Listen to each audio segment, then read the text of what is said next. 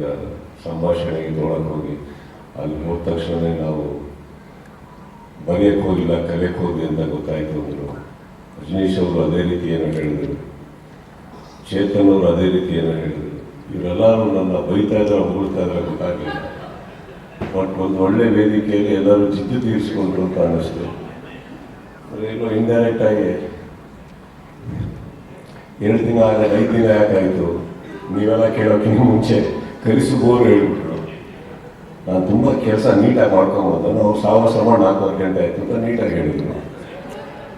So ಏನಿದೆ ಇಲ್ಲ ಅಂದರೆ ಹೊಗಳಿ ಬೈಯೋದು ಹೆಂಗೆ ಅಂತ ಇವತ್ತೇ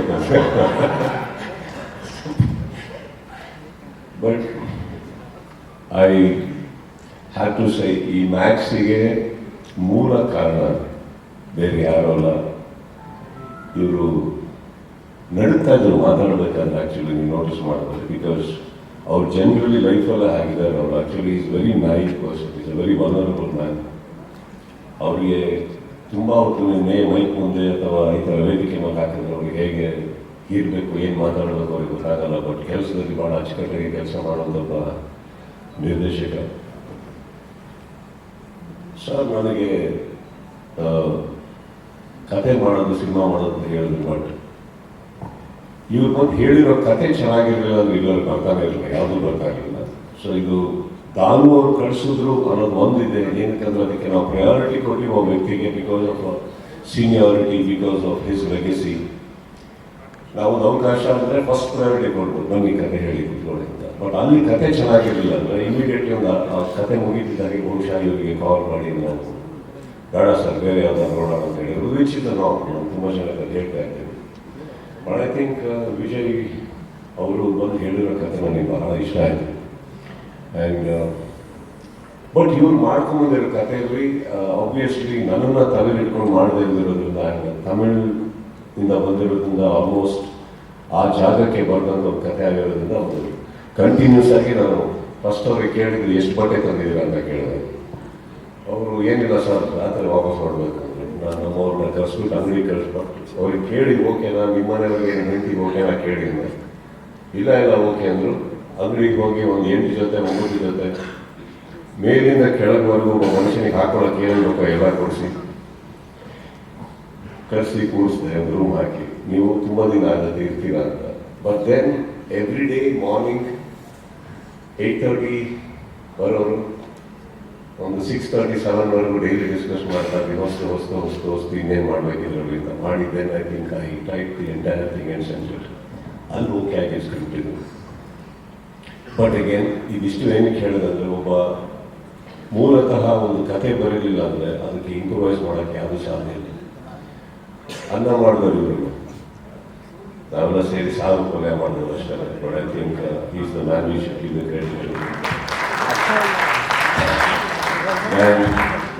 ಆಬ್ವಿಯಸ್ಲಿ ನಾನು ಅವರ ಪ್ರೊಡಕ್ಷನ್ ನನಗೆ ಇಟ್ಸ್ ಅನ್ ಆನರ್, ಬಿಕಾಸ್ ಈ ಕತೆ ಹೇಳ್ತೀನಿ ಕೇಳಿ. ಫಸ್ಟ್ ಆಫ್ ಆಲ್ ಈ ವ್ಯಕ್ತಿಗೆ ನಾನು ಯಾಕೆ ಪ್ರಯಾರಿಟಿ ಕೊಟ್ಟೆ ಅಂತ ಹೇಳ್ತೀನಿ. ಅದಕ್ಕೊಂದು ಚಿಕ್ಕ ಕತೆ ಇದೆ, ದೊಡ್ಡದೇನಲ್ಲ. 2004 ಹಂಗೆ ನಾನು ಚೆನ್ನೈಲಿ ಶೂಟಿಂಗ್ ಮಾಡ್ತಾ ಇದ್ದೆ. ನಲ್ಲ ಅನ್ನೋ ಒಂದು ಸಿನಿಮಾ ಮಾಡ್ತಾ ಇದ್ದೆ ಆ ಟೈಮಲ್ಲಿ. ಕಾಕ ಅಂತ ಒಂದು ಸಿನಿಮಾ ಬಹಳ ಚೆನ್ನಾಗಿ ಓಡಿತ್ತು. ಅವಾಗೆಲ್ಲ ಇವತ್ತಿನ ಥರ ಒಂದು ನಿರ್ಮಾಪಕರು ನಿರ್ದೇಶಕರು ಸಿಗಬೇಕು ಅಂದರೆ ಭಾಳ ಸುಲಭ ಇವತ್ತು. ಒಂದು ಮ್ಯಾನೇಜರು ಇನ್ನೊಬ್ಬರಿಗೂ ಕಾಂಟ್ಯಾಕ್ಟ್ ಮಾಡಿ ವಿ ಕ್ಯಾನ್ ಜಸ್ಟ್ ಮೀಟ್. 2004 ಯಾರ ಆಫೀಸ್ ಎಲ್ಲಿದೆ ಗೊತ್ತಿಲ್ಲ, ಕಮ್ಯುನಿಕೇಷನ್ ಗೊತ್ತಿಲ್ಲ, ಹೇಗೆ ಮೀಟ್ ಮಾಡಬೇಕು ಗೊತ್ತಿಲ್ಲ.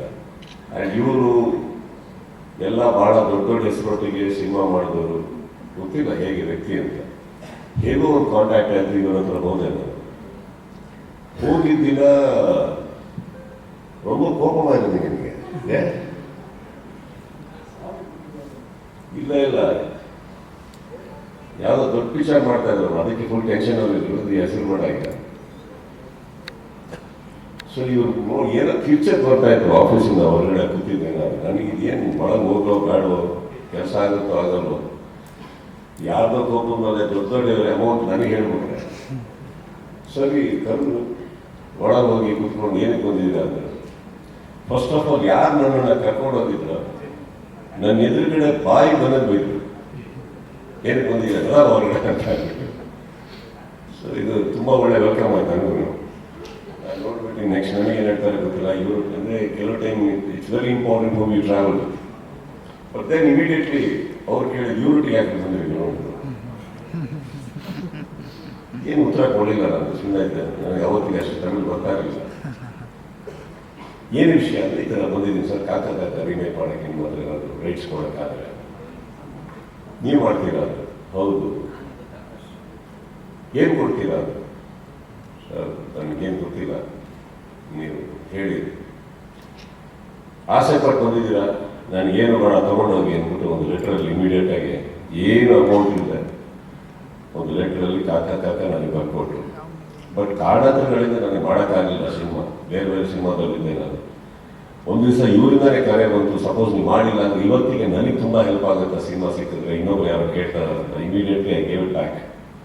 But the whole point I am trying to tell you here is, ಅವತ್ತು 2004 ನಾನು ಇನ್ನೂ ಹೊಸ ನನ್ನನ್ನು ಕೂರಿಸಿ ಎಷ್ಟು ಗೌರವ ಕೊಟ್ಟು ಏನು ಕೇಳಿದ್ರೆ ಒಂದು ಕಥೆನ ರೀಮೇಕ್. SS TV ಸಿನಿಮಾ ಜಗತ್ತಿನ ಕ್ಷಣ ಕ್ಷಣದ ಸುದ್ದಿಯೊಂದಿಗೆ.